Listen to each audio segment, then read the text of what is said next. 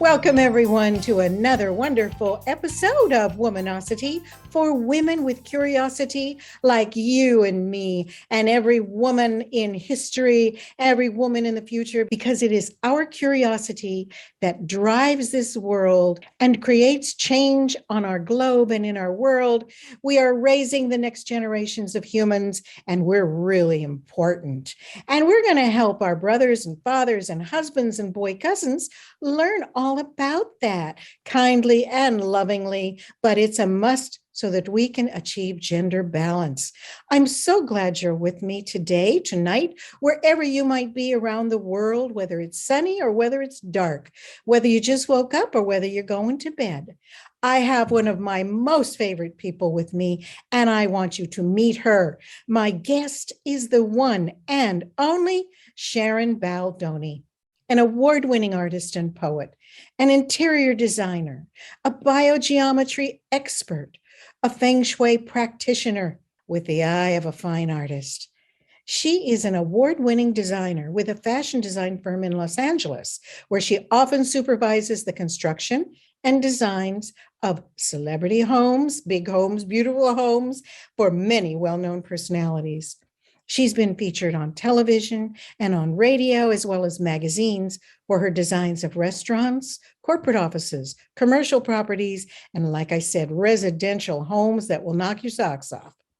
Sharon is a proud mother and grandmother and wife of 39 years to an equally amazing, wonderful husband named Sam, who understands clearly how wonderful women are, and he needs to be cloned. One of her children, Justin Baldoni, is a major television star, and her daughter, Sarah, is a specialty cake baker who creates works of art in wedding cakes and birthday cakes and brownies and healthy sweets. We'll be talking a lot about these subjects because Sharon is so remarkable and in so many ways. We'll learn about biogeometry and Feng Shui, two sciences I hear a lot about, but don't really understand. What I want you to know is that Sharon Baldoni is so exceptional. She shares her wisdom to connect with others and our world, and we can understand both better through her wit and wonderful humor. Welcome to Womanosity for Women with Curiosity, Sharon Baldoni, you beautiful and remarkable soul on two legs. Oh my goodness. Thank you so much, Tadia. I love you. You're the best. I love you too. I'm so incredibly honored to have been asked to be a part of your show. So I'm thrilled to be here. Sharon, you are such a remarkable artist. You started your career as an artist, and then you grew businesses with expertise across so many disciplines and sciences. Tell me, how did you begin your design business? And I know you've worked with many celebrities helping them, and then your fashion business and so many other businesses. Where did it all start and how? As a lover of science, I began just with a microscope and always wanting to know what was going on. Then I loved art. So I would show my paintings at a special art festival in the city of Laguna Beach in California. One day, it was very slow. I went across the street to a shop, and the shop had a lovely window display, but it wasn't very attractive. It wasn't very effective. I went in and asked the owner if I could change their window, and you wouldn't have to pay me, but I could guarantee that I would double your business. I did, and I did double their business, and she hired me as a designer without any training. So the first dress I had ever designed for this woman who just had a little store, we took it to New York, and it won the best dress of the of the show. And then I had to learn how to do what I was doing. The reason I had to learn was because pattern makers would tell me that I couldn't do certain things. You can't do that, they would say. And I'd say, well, I have to learn how to do these things. So I studied pattern making, which is an important part of fashion design. And as I studied, I realized there were all the things that they said I couldn't do that I was able to do. So I continued in my work, and I just eventually had my own company. And for a while, I worked behind the scenes to learn behind the scenes. And I basically learned as I went along. and eventually had a company that was called Bibs for Mom, because when Sam and I got married and then I was carrying my son, he said, invent something. So I did. I invented something that a woman would be able to breastfeed her child and still be able to cover up and be modest, and at the same time not suffocate the baby. And nothing had been on the market at that time. So I was creating a new area that they didn't know what to do with me. So because of that, it was not maternity, it was nursing clothes. I created a collection of nursing clothes where women who were breastfeeding could be chic and savvy and still be functioning. You could literally breastfeed your child while you were sitting in a restaurant and nobody would see anything. They would wonder what was happening, but the baby stopped crying and there was no problem. So this was an exciting part of my life. And that was wonderful. And that my daughter-in-law, 30 years later, was breastfeeding, and I gave her one of my early designs, and she said everybody went crazy. So she literally created an entire company from that design over 35 years ago. Oh and my that goodness. company is still in business today. And is it called Bibs still, or No, what? it's called Amma. Amma is the actual, she is Swedish, and Amma is the design that they've created. It's called a cocoon. And I had developed fabric specifically for this that wasn't available. And because of that, she used that fabric and a factory that we founded. And so she has an existing company today that she sells all over the world. So you see, that's Sharon Baldoni. She's got this God-given gift, and she just goes out and does and uses it and maximizes it. Oh my gosh. Oh, that is such a great story. Now, I know that you hold a Bachelor of Science degree from Ohio State University. You've been a student of quantum physics, metaphysics, I Ching, biogeometry, and Feng Shui for over 20 years. You're licensed in biogeometry. You're an expert, and you've achieved the status of a Feng Shui practitioner. There's so much to unpack here, and I'm curious about both of them. So let's focus first on this new field of science, I guess, called biogeometry. You've studied with Professor Ibrahim Karim, who founded it, the biogeometry. How did this all begin? How did it start? Tell me, what is biogeometry? Biogeometry is an exciting concept. What I look at is everything is energy. Energy, we are surrounded by energy. Everything is energy. And the one thing that has occurred is that he had found that there are shapes that carry the energetic concept that can do healing. We have, from the center of the earth, energy emitted from the earth at all times. It almost creates a pattern around the planet. The pattern has what are called grid lines, and these grid lines are detrimental to the human body. And so if someone is sleeping on one of these grid lines and doesn't know it, that can affect the part of the body that grid line exists. Some of them are as wide as 3 feet, even wider, 6 feet long. If you picture a plaid shirt and you see the horizontal lines and the diagonal lines and the vertical lines, they're all over the planet. So what I do with the power of the tools that Dr. Karim had invented is I will be able to map the areas where these lines are, and I make certain that my clients are not sleeping on a detrimental line.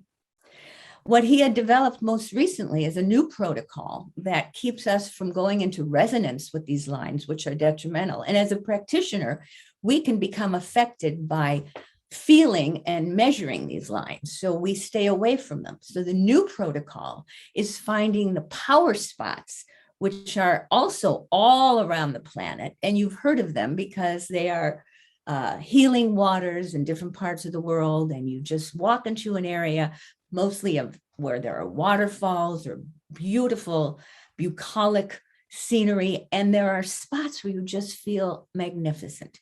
It's like hearing a symphony. but these are power spots. They're all over as well. So we are now identifying those power spots and magnifying them into the room that has a tendency to erase the detrimental effects of the grid lines. And it's for healing the human body. Can you give us an example of how shapes and colors and sound affects us in this healing work? I'd like to know more. Basically, our own bodies, our physical bodies, have the five senses. We can see, but we have a limited sight. We can hear, and we have a limited area that we can hear. And all the other senses are invisible. Many of the parts that our body can receive, it's depending on the receiver. The ear can hear only certain tones. The eye can see only certain colors.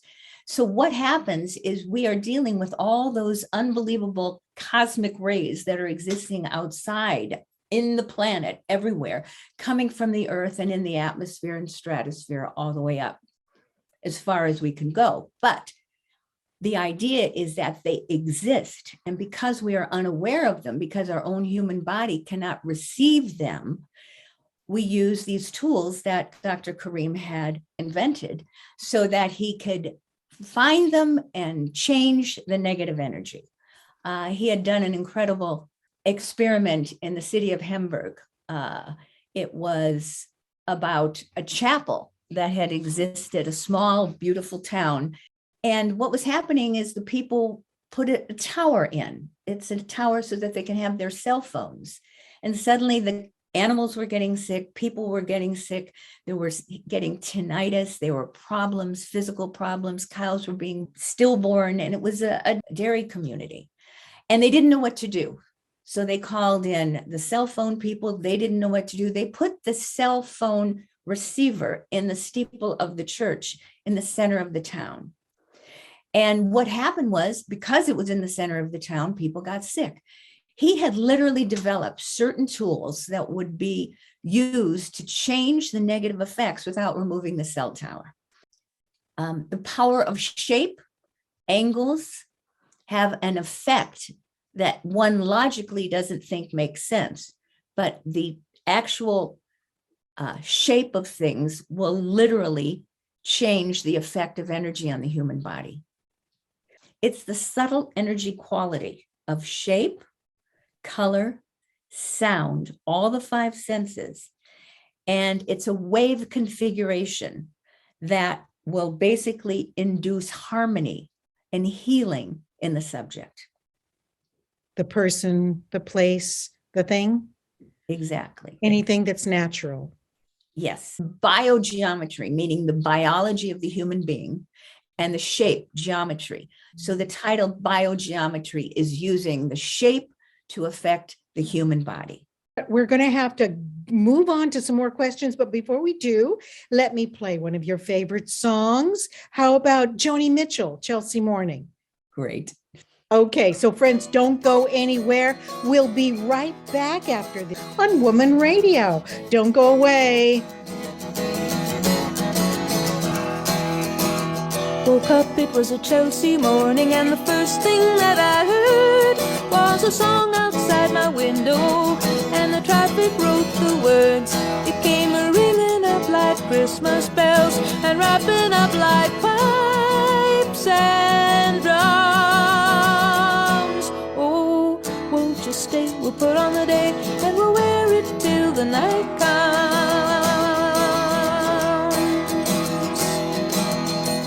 Woke up, it was a Chelsea morning, and the first thing that I saw was the sun through yellow curtains and a rainbow on my wall. The red, green and gold to welcome you, crimson crystal beads to beckon. Oh, won't you stay? We'll put on a day, there's a sun show every second.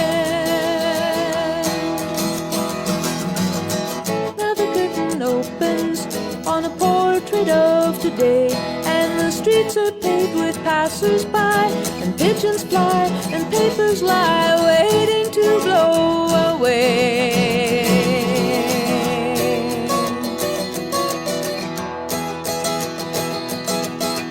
Woke up, it was a Chelsea morning, and the first thing that I knew, there was milk and toast honey, and a bowl of oranges too. And the sun poured in like butterscotch and stuck to all my senses. Oh, won't you stay? We'll put on the date and we'll talk in present tenses. When the curtain closes and the rainbow runs away, I will bring you incense owls by night, by candlelight, by jewellight, if only you will stay. Pretty baby, won't you wake up? It's a Chelsea morning.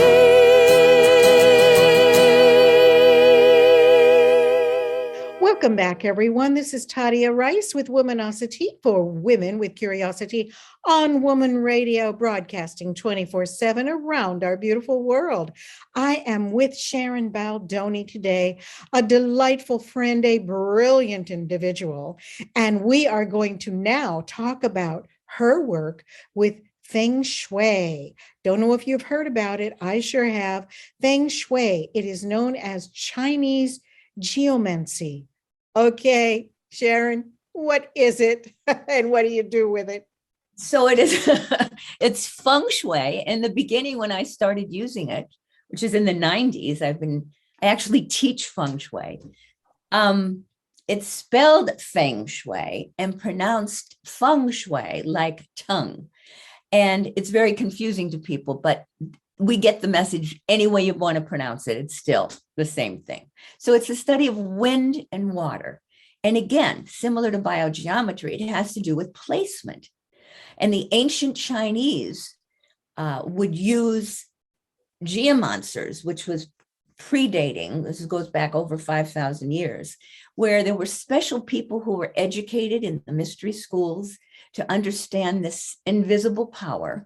And they would use it to find the perfect location for a burial site for a family. It was usually on the side of a mountain so that you weren't on the top of the mountain affected by strong winds, or at the bottom of a mountain affected by perhaps water. So you want to have the balance and the harmony of both wind and water. So in Feng Shui, we move furniture. And there are different schools of Feng Shui. Some use something called a lopan, which is a very involved map. And it has to do with the birth date of the man and of the woman.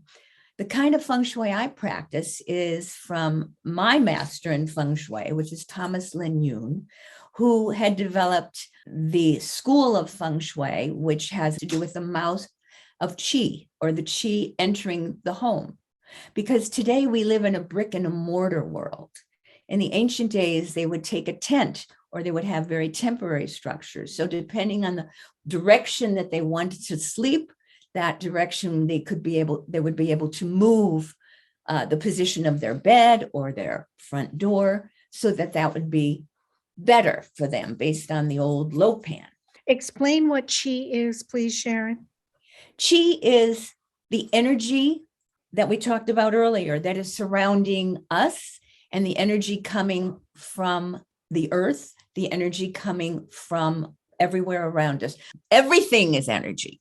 Energy is invisible coming from the earth. It's invisible even in the items that we have. Even the energy of wood or piece of furniture has energy, and the energy is held. So antiques even have the energy of prior owners. So we have to be concerned with the energy that's in things that appear to be still and solid. It's just that the atoms in that item are moving very slowly. Energy that is moving at a fast rate is generally after we meditate, or when there is a wonderful feeling that you carry. You have energy of good health. You have energy after you exercise, after you eat a good meal. That energy is in your auric field. Your auric field basically comes around your body up to 6 feet in diameter from your physical body. That energy enters before you do. And individuals who are sensitive to that energy will feel that person coming in before. If you've walked in a room where there has been an argument, you can feel the energy of that argument without seeing it. That energy is the energy of anger that has happened perhaps in a room, or the energy of love and kindness that's in a room. You don't know what it is when you walk into a home. You just say, wow, that really feels good, or that doesn't feel comfortable. So the chi is what enters in that front door. This is the kind of feng shui that I practice, where the mouth of chi is the front door of a brick and mortar building. And when that energy enters in, it needs to flow like a stream. If it goes directly into the back door, that energy is now called shar chi. That shar chi is called poison arrow. It's the same energy that if you're driving down a country road and you're slowly curving back and forth, your foot's on the brake, you're going slow, similar to a stream with rocks in it where the water goes slowly. But when you see the straightaway, what do? You put your foot on the gas and you go fast. That's what that energy does. When the energy of the front door goes directly to a window or a door on the opposite side, your home is no longer getting the energy spread around. And that energy honors and energizes and nurtures all the points in your home. So when we are blocking that energy, that's what's called bad feng shui. Oh, that's very interesting. So when you design restaurants and offices and properties and stuff, and you use biogeometry and feng shui, give us an example about what you've done for a client that might have improved their business or their life. It's amazing. What I generally will do when I go to a client's home, sometimes I do these things remotely, especially when people are very far away. I take a floor plan. I always ask for a floor plan. And my last client just recently, I had to create the floor plan by taking measurements of every room. Once I have that, it is the shape of the entire house. And there is something called a bagua. A bagua is a 9-sectioned map containing all the parts of your life, beginning with career, the knowledge, academic and spiritual, your family, your heritage, the wealth that you would like to acquire, your fame and reputation, your marriage, your relationship in your life, your children, your creativity, your helpful people, and your health. There are 9 sectors, and each sector has a specific place on that bagua, which is the map, the invisible map, and the mouth of chi, one side of that home, the mouth of chi is where that energy enters. So my job is to find each area of your life. Are you having a good relationship in your marriage? Do you have enough money? Is your health good? These are areas that have a color, a shape, and an element. So for example, in the middle of your home is the area of health. And that area should not have, ideally, water. It's an area that's ruled by earth. The shape of that area would be a rectangle. The color is tan or natural, and that rectangle can be a rug in the center of your room that's shaped like a rectangle. That suddenly will balance or anchor the energy of health. If there's something like water in the area of a relationship, that area in the bagua is ruled by earth. So if it's a swimming pool, which I'm dealing with right now in one of my clients, that swimming pool has a tendency to create water and earth together, which is Mud. and that's not very good for a relationship. But instead of removing, for example, a swimming pool, we bring a contrary element, such as fire. Fire, which rules another part of the home, basically is not setting your home on fire, but it's using the color red. The color red and the shape of a triangle with the point on the top will be a remedy for the too much water. You will balance the water with fire. So you're using what's called the 5-element theory, and those 5 elements are very powerful in changing people's fortunes and lives. How interesting. Oh my gosh. I mean, it makes sense when you explain it, but I've heard all kinds of things about Feng Shui, a lot of myths. So why don't you dispel the myths and tell us the truth about Feng Shui? I'd like to share a couple of my client stories. I had a client who for 8 years was not diagnosed. There were physical problems. I went to the home and I immediately identified the problem. So as I was sharing with you the health in their situation, of course, after having reviewed the floor plan and seeing where the mouth of Qi was and where they were entering, they had in their center, which is ruled by Earth, an aquarium, a bathtub, a waterfall pump. They were filling the area of Earth with water. The client was sick. And so what we did, and here's where the myth is dispelled. You can say that this is a superstition. You could say that it's a myth because it doesn't make logical sense. Why would removing an aquarium in a bathroom have such a powerful effect? So instead of explaining all the science, because it appears to be nonsensical, but when you see the effect that it has, it's extraordinarily powerful. So we removed all the water, and I did all the other elements as well. We dealt with almost all 9 areas of his bagua or his life. And his life, I get letters from people saying, I can't believe it. We went to a doctor, and for the first time in 8 years, I was diagnosed with a specific illness that they can now remedy and cure. But it was because of something as silly as removing the aquarium in the center of their home. And there were stories. There's one other story I want to share with you. There was another family that called me because they wanted to sell their home because they wanted to move out of the state. And I always have consultation with my clients. I want to find out what is it, why do they want to move? They want to move because they were not being appreciated. They were very much involved in their church and in their civil duties, in their government in the city. And they didn't even get a pat on the back. They weren't appreciated. And they just said, I've had it. And I look around this beautiful home. They had custom built. It was a magnificent home.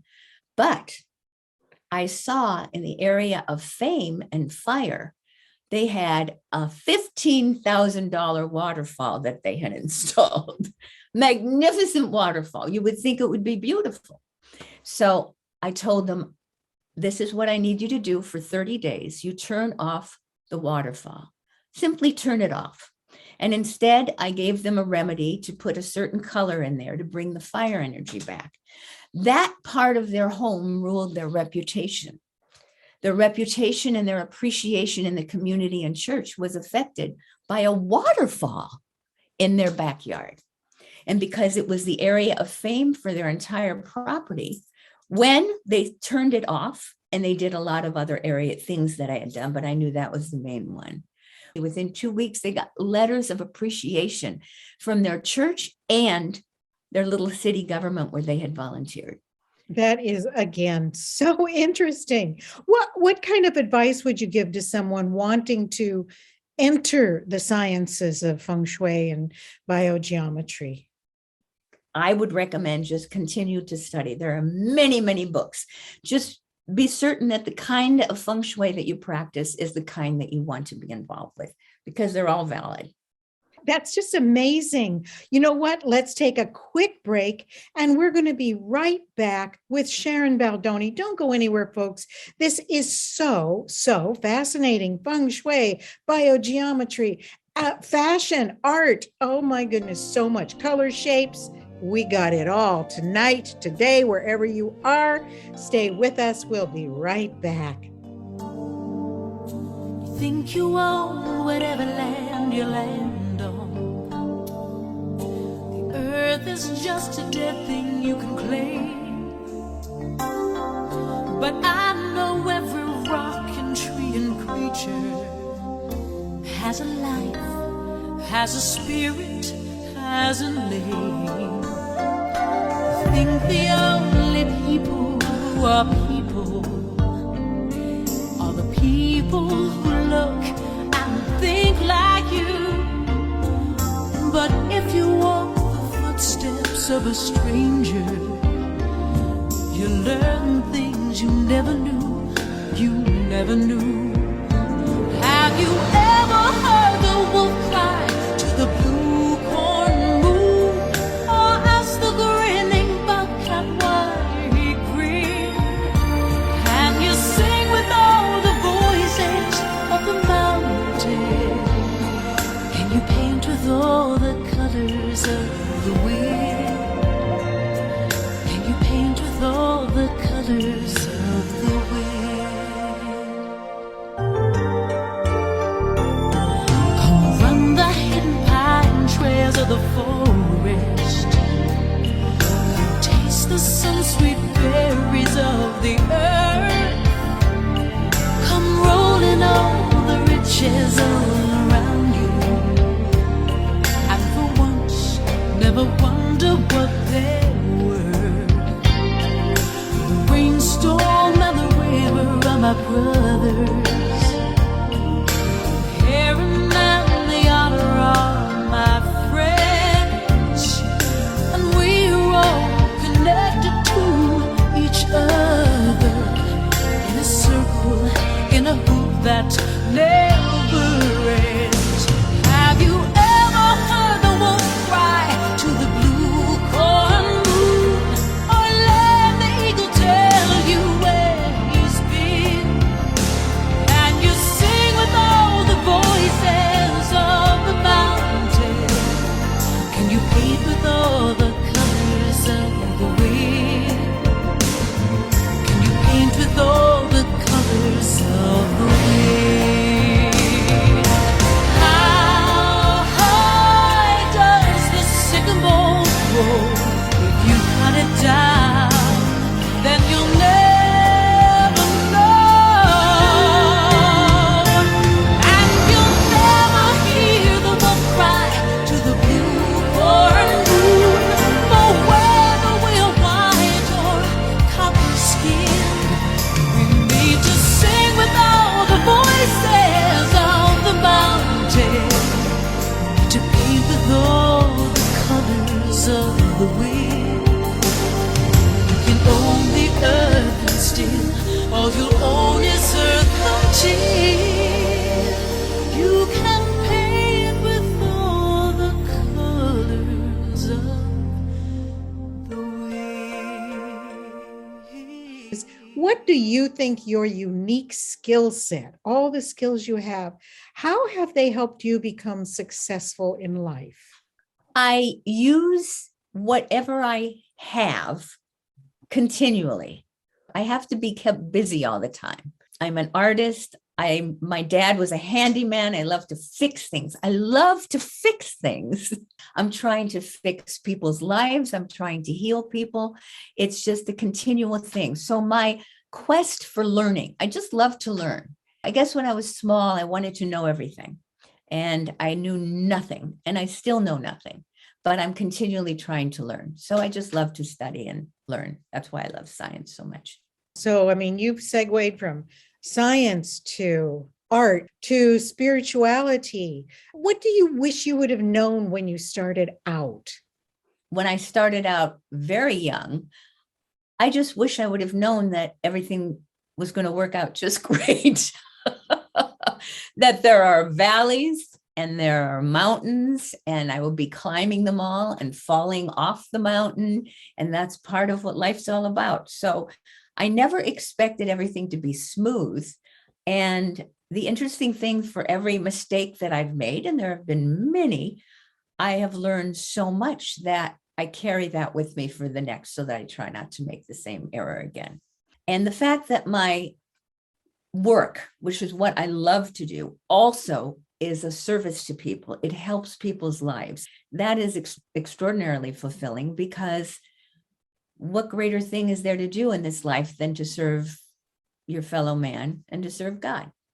Well, where did That's you what I learn learned. that? Is that something, a value that your parents instilled are you? Actually, when I became a Baha'i, that's when I learned all that. I learned the principles of service to mankind and following the will of God. And as I read the writings of the Baha'i faith, I am kept on the path. I'm just happy. That's why that song from Joni Mitchell is kind of a delightful way to open up my day. It's a song about rainbows, which I happen to love and make with crystals. It's part of Feng Shui remedy, by the way. What crystals or rainbows? A crystal which divides the energy of visible light into rainbows literally becomes a cure that can be used to remedy that fast moving qi or shar qi that I talked to you about.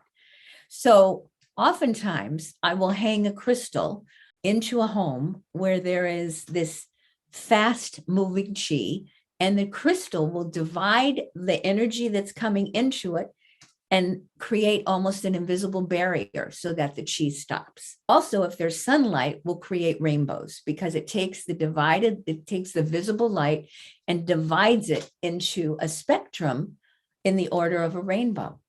So you've seen a crystal work, especially the beautiful round crystals. Do you have crystals?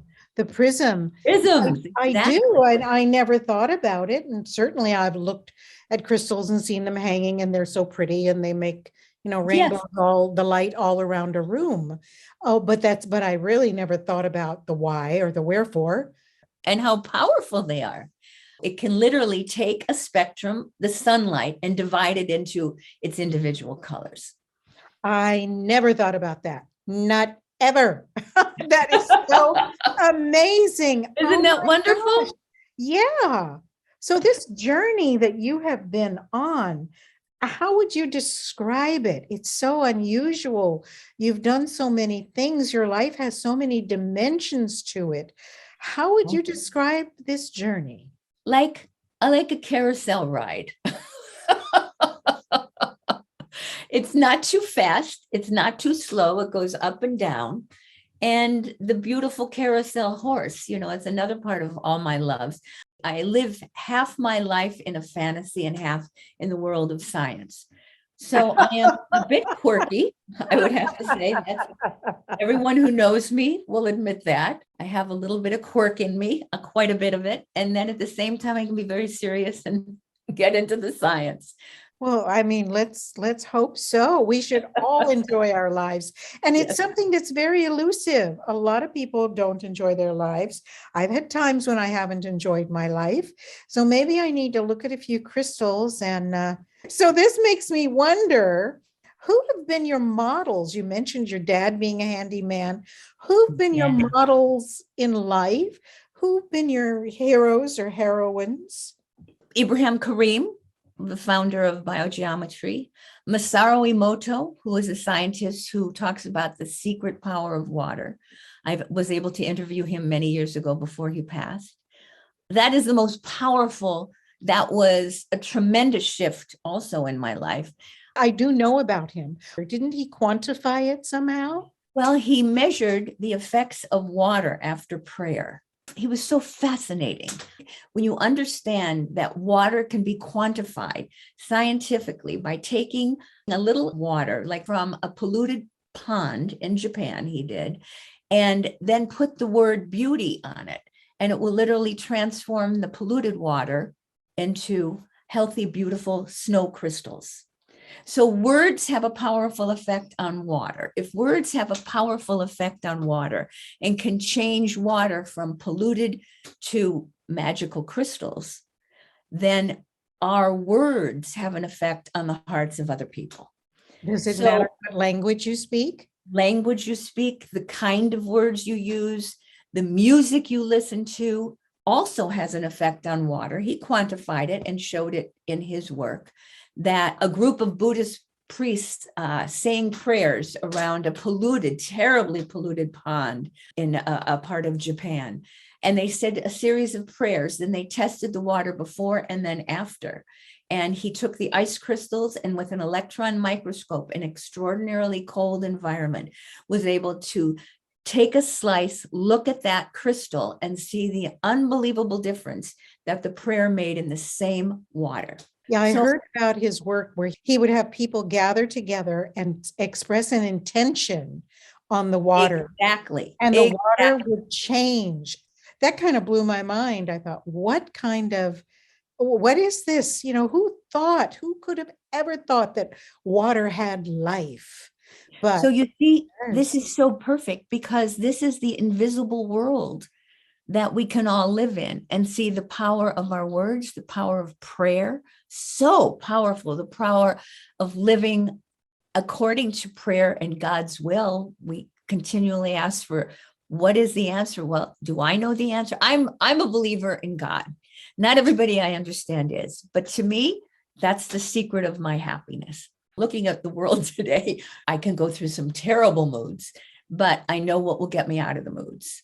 And that's really similar to Masaru Emoto, where you can pray over the water. So if I pray over my own condition, I know that I can increase through my intention that condition to be more beneficial to my own health in a sense.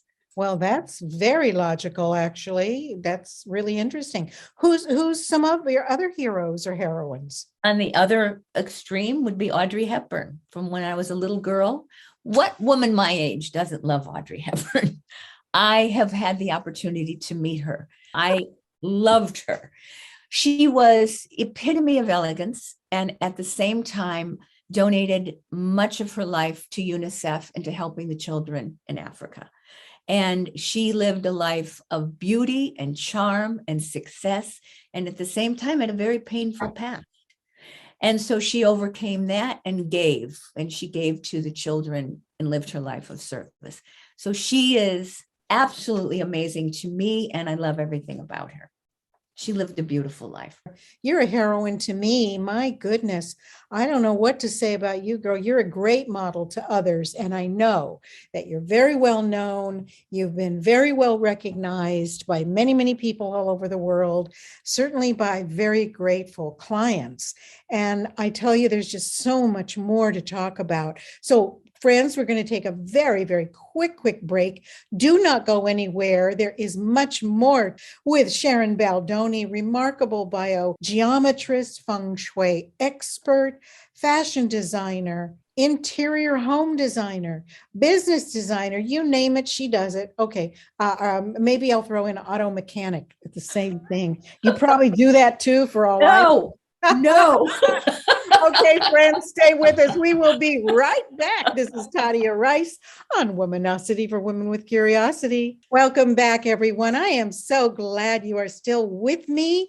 This is our last segment of Womanosity for Women with Curiosity. I'm Tadia Rice. You're here on Woman Radio, broadcasting globally, and it's so wonderful to have you with me. I'm with Sharon Baldoni in California in the United States. What a remarkable woman. Oh my goodness. I've had so many questions for her, and she has just taught us so much about Feng Shui and biogeometrics and things I can barely pronounce, let alone explain. And it's just been wonderful. Okay, so Sharon, what have been your greatest rewards? I have to say, out of all the things that I've ever done, having my family and my grandkids and being so incredibly proud of my children, my husband, but my grandchildren as well. And it's just continuing that legacy. That is the greatest reward. That's the thing that is the most important, family. Out of all the stuff that I've done, that's nice. Family is what everybody has, either your past or your present family. It's a wonderful opportunity to share what we've all learned. It's true. For some of us, we have to find our families. For others, you're born into one. And yours is quite exceptional. Your husband, Sam, who is just, he's like the perfect man. Really, you need to write his recipe and sell it. I don't know how he got trained and what you did to continue the training, but man, is he a remarkable producer, director, filmmaker, a creative man, deeply spiritual, loving, kind, nice. He's a man. And then, of course, your son, Justin Baldoni, movie star, TV star, author. He wrote. Oh, that's right. His second book just come out. It's all about his life And basically it is about being a man. But the second one that he wrote is for younger people, younger men, younger boys. Boys Will Be Human is the name of that one. Instead of Boys Will Be Boys. He starred in Jane the Virgin, and his first film was 5 Feet Apart, which just had such incredible reviews. And now he has his own podcast too, which is pretty remarkable. He also produced a movie called Clouds. It was basically the story of young people who, by their doctors, have told them that they have a very short time to live. And the story is literally about how people at that, with knowing that, live. Zach would say, you don't have to find out you're dying in order to start living. And he died at the age of 18 and had osteosarcoma. And it was a struggle, but his mother had written the book and Justin made the movie, and Sam had worked on the series where they discovered Zach and a group of other people. And Claire was another young girl who was part of the series. That was a series that was put on by Rainn Wilson's production company. Justin's first book was Man Enough. Man Enough.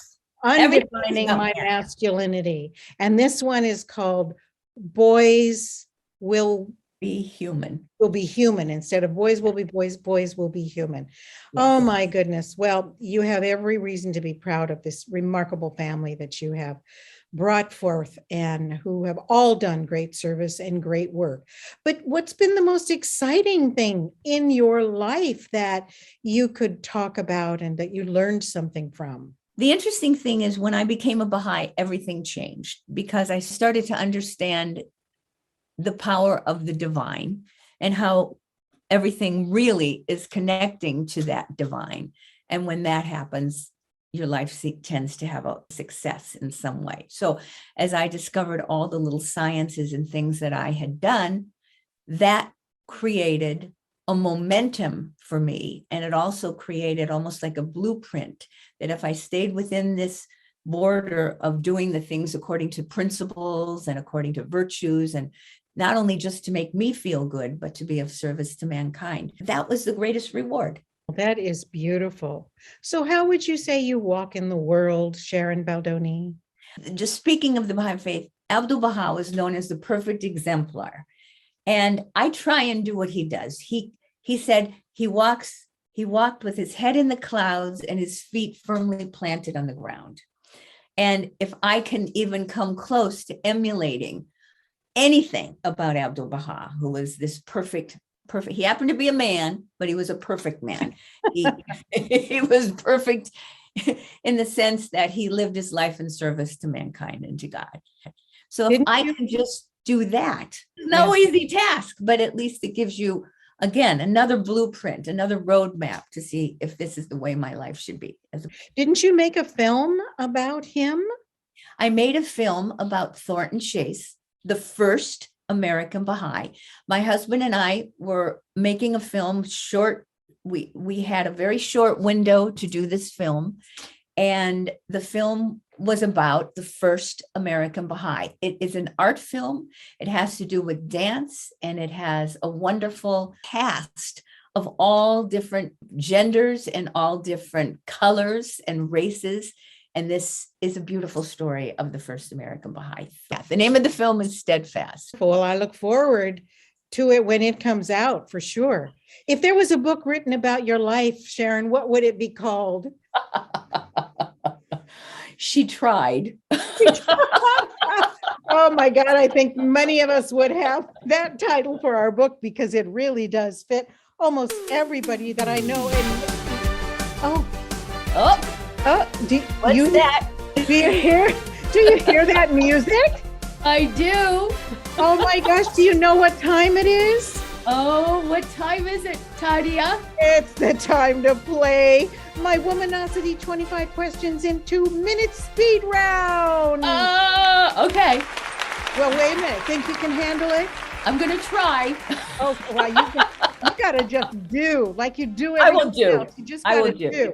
Okay, tell me this. What's your favorite color or flavor of M&M or candy? I have no idea. I don't eat candy. Okay. Are you a cat or a dog person? I love them both. Would you rather eat chocolate like the kind that Sarah makes that are healthy or watch your favorite TV show? I would rather watch a favorite movie or TV show. Okay. What's one city you've always dreamed of traveling to? I've always wanted to see the towers in Barcelona. So are you a morning or night person? Morning, definitely morning. And what words do you live by? It's never too late to be what you might have been. Oh, I like that. So what's one vice you wish you could give up? Stop saving everything. What's the best compliment you've ever received? I have a big heart. You That's do. a nice compliment. You do. And how do you start your day, Sharon? Oh, with a wonderful almond milk latte and prayer. That's a good combination. So when are you most inspired? I'm inspired after I drink that latte. And energetic too, I would have. Yes, get a lot done then. So food, sweet or savory? Savory. What makes you smile the most? When my husband and I are singing off tune to Beatles songs in the radio. Oh, that's great. In the car. What's one thing people don't know about you? That I was on a painted school bus for a few months when I was young. Oh, I was the artist of a little place called Pearl Alley at Ohio State University in Columbus. And I was picked up by my friends, come and help us paint the school bus. So we were painting the school bus. And what happened was the bus driver, who was a friend, said, everybody on the bus. And I thought he was going to take us home. Well, we all wound up going to Florida. And we went to one of the concerts in Florida. I was gone for a month. But I had just graduated college. I was fine with that, but it was quite an ordeal. Oh my gosh, that is really funny. Must have been in the 60s, huh? Yeah, it was. Yep. I was a real live hippie. Oh my goodness. The whole shebang. Okay, former hippie, because you aren't now, you are elegant. Oh my goodness. Okay, so heels, flats, or sneakers? Flats. Okay, what's inspiring you in life right now? Right now, we just moved into a new home in Ojai, and I just love where we live, and I'm near my family, and I am so inspired by being around people and nature and things that I love. What's the most adventurous thing you've done in your life? God, that sounds like it was the bus adventure to Florida. That was, no, that was nice, but All the right, most adventurous thing was when we swam with wild dolphins off the coast of the Grand Bahamas. Oh, wow. It was amazing. And we were on a catamaran, and it was literally an amazing, and it was always also a learning journey. It was a teaching journey. It was a wonderful experience. How would you define yourself in 3 words? Love, learn, and then share and teach. Diamonds or pearls? Pearls. Okay. What's something you notice about someone when you first meet them? Their energy, how they feel, how it feels to be around them. What's the one talent you wish you had? Singing, without a doubt. What's your favorite color? Violet. And what color of clothing do you wear the most? I wear a lot of navy and purple. And what's the cutest thing on planet Earth? I had a little farm in Oregon, little baby lambs. Oh, cuter than anything. Are cute. What's the best thing that happened to you this year? The best thing was moving to Ojai. Lovely, lovely. I want to thank you so much for taking the time to be with me in studio today. It has been my joy to know you, and now I hope that others have had some joy getting to know you as well. Thank you, my dear Tadia. You are an inspiration and extraordinarily talented yourself. Sometimes I feel I'm looking right into your eyes. Thank you for your gift. To the women of the world, just definitely go out and be and do and love and be happy. Be happy as much as you can. And if you're not happy at the moment, say a prayer, because it really does work. Lovely advice. Thank you so much, Sharon Baldoni. Thank you, my wonderful, wonderful listeners who are with me every week. I thank you so much. And be with me next week when I will bring you another remarkable individual who you will, like I do, fall in love with them. Thank you for being with me. It's Tadia Rice, Womanosity for Women with Curiosity. Oh God. Oh God, oh God, my God, thou art my hope and my beloved. Oh God, my God, my highest aim and desire.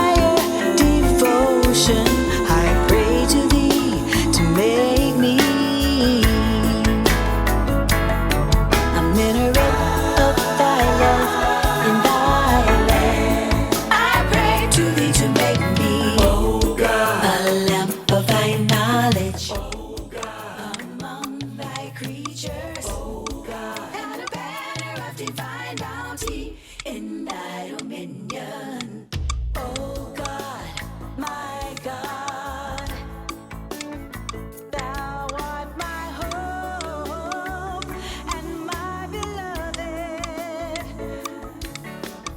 Oh God, my God, my highest aim and desire. Number me with such of thy servants as have detached themselves from everything but thee.